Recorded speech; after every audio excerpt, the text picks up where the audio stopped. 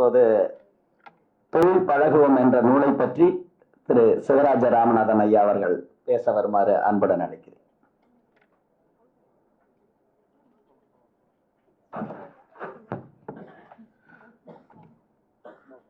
மேடையில் இருக்கும் அறிஞர் பெருமக்கள் அனைவருக்கும், இங்கே வந்திருக்கும் பெரியவர்கள், தாய்மார்கள், இளைஞர்கள், தொழில் முனைவோர்கள், தொழில் நினைப்பவர்கள் அனைவருக்கும் எனது இனிய மாலை வணக்கங்கள். நான் ஓரிரு நிமிடங்களில் சுருக்கமாக ஒரு 2 செய்தியை மட்டும் உங்களோடு பகிர்ந்து கொள்ள விரும்புகிறேன். என்னுடைய நீண்ட நாள் நண்பர் ஆழி செந்தில்நாதன் அவர்கள் இந்த அறிவுசார் சமூகம் பற்றி ரொம்ப அழகாக, விரிவாக, ஆழமாக சொன்னார்கள். அதுதான் இன்னைக்கு நம்ம இப்போ இந்த புக்கில், தொழில் பழகுவோம் அப்படிங்கிற புக்கில் நிறைய விஷயங்கள் ஸ்டார்ட் அப் அப்படின்னு ஒரு தொழில் முறை அல்லது ஒரு தொழில் நிறுவனத்தின் முறை அப்படின்னு இன்னைக்கு பரவலாக பேசப்படக்கூடிய ஒரு சிஸ்டம் பற்றி தம்பி பாலாசிங் எழுதியிருக்கிறாரு. முதல்ல அவருக்கு எனது மனமார்ந்த வாழ்த்துக்கள். தமிழ் சமூகம் பொருளாதார வளர்ச்சியையும், அதே போல் நண்பர் செந்தில்நாதன் சொன்னது போல அந்த பொருளாதார வளர்ச்சியை அறிவுசார் பொருளாதாரமாக மாற்ற வேண்டும், அதுதான் எதிர்காலம் அப்படிங்கிற அடிப்படையில் இந்த புக்கை எழுதியிருக்கிறாரு. அது மிகவும், நான் அந்த தலைப்புகளை மட்டும் பார்த்தேன். இந்த தலைப்புகள் மிக தேவையான, உண்மையிலே நானே இந்த மாதிரி ஒரு புக்கை எழுதணும்னு நினைச்சிட்டு இருந்தேன். அதை அவரே எழுதியிருக்கிறாரு. அதற்காக அவருக்கு வாழ்த்துக்களும் எனது நன்றிகளும். ஆமாம், நல்ல ஒரு கைத்தட்டல் கொடுக்கலாம் அவருக்கு. ஸோ இந்த கண்டென்ட்லாம் நான் ரெடி பண்ணி வச்சிருந்தேன், டைம் இல்லாமல் எழுதலாமல் இருந்தேன், ஆனால் அவர் எழுதிட்டாரு.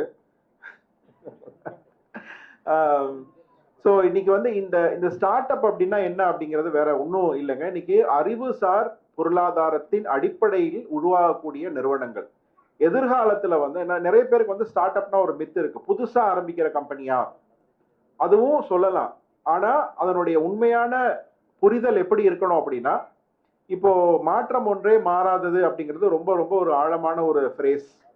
பல காலமா அது மாதிரி ஒவ்வொரு காலகட்டத்திலையும் ஒரு மாற்றங்கள் வந்துகிட்டே இருக்கு. ஒரு 1950க்கு அப்புறம் நிறைய தொழில்நுட்பங்கள் வந்திருக்கு. இந்த தொழில்நுட்பங்கள் அடிப்படையில் புதிய புதிய தொழில் வாய்ப்புகள் உருவாகிறது.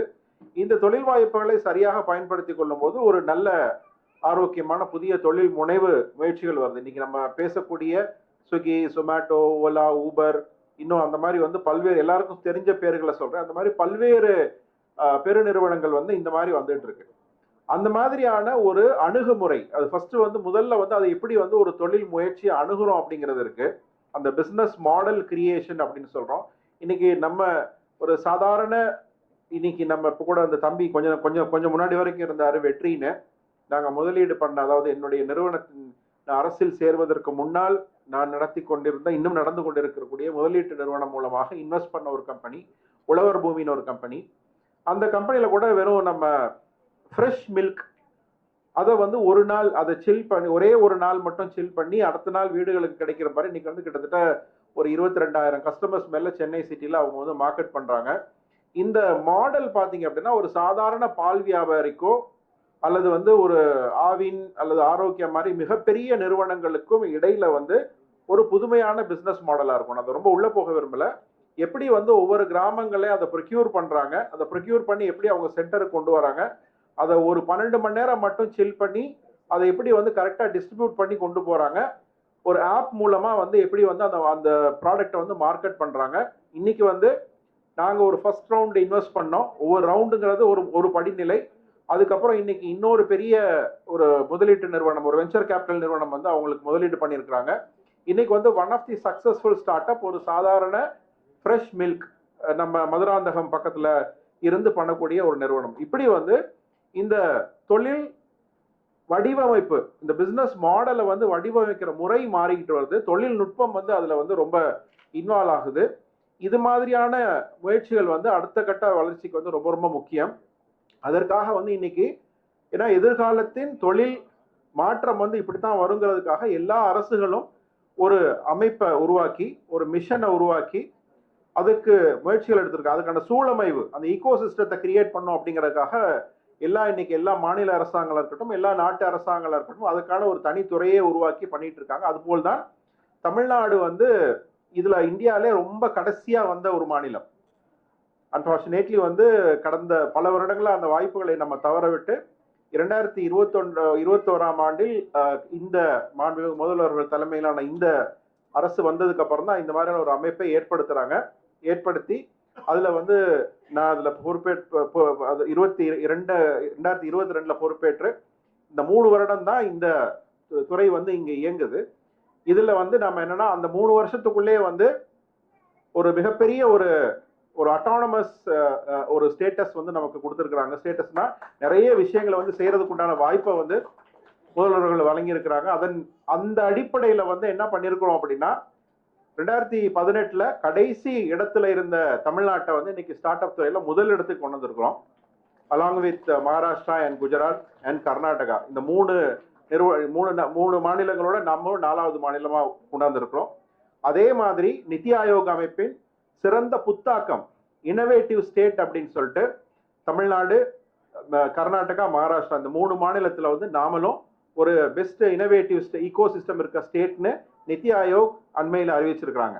ஸோ இனோவேஷன் அண்ட் ஸ்டார்ட் அப்புக்கு வந்து தமிழ்நாடு வந்து ஒரு முன்னணி மாநிலமா கொண்டாந்துருக்கிறோம்.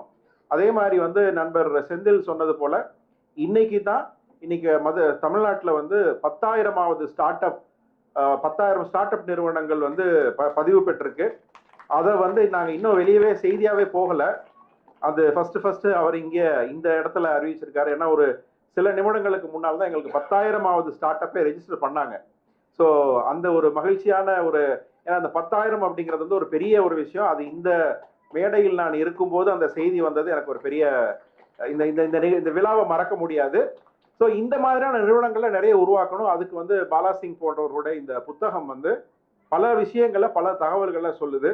நிறைய பேருடைய வாழ்க்கையை மாற்றியது சில புத்தகங்கள் தான் பல்வேறு துறைகள்ல. அது மாதிரி வந்து இந்த புத்தகத்தை வந்து எங்களாலும் பல இளைஞர்களுக்கு எடுத்து கொண்டு போய் சேர்க்கறதுக்கும் நாங்களும் அதுக்கான முயற்சியை வந்து பாலாசிங்க்கு ஒரு துணை செய்து இதை பல நூற்றுக்கணக்கான இளைஞர்களை கொண்டு போய் சேர்க்கறதுக்கு முயற்சி செய்வோம் அப்படிங்கிறத இந்த இடத்துல உறுதி சொல்லிக்கிறேன்.